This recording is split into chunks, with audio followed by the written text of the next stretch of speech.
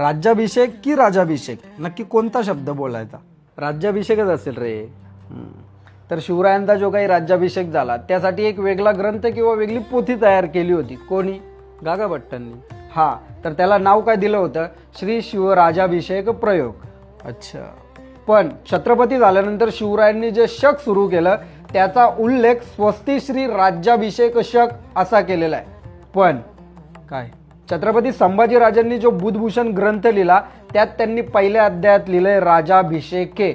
पण आता पण याच बुधभूषणच्या दुसऱ्या अध्यायात लिहिलंय राज्याभिषेचन. पण पण किती पण?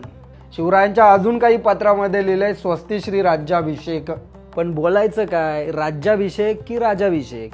मला वाटतं राजाभिषेक, कारण अभिषेक राजाचा झालेला आहे. नाही, मला वाटतं राज्याभिषेक, कारण त्या राज्यासाठीच राजाने स्वतःचा अभिषेक केलाय ना. पण मी काय म्हणतोय की इतिहासात दोन्ही शब्दांची नोंद आहे ना, मग चालू द्या की दोन्ही, कारण राजा तर आपलाच छत्रपती झालाय ना. हे ठीक आहे, चल. पण तारीख की तिथी?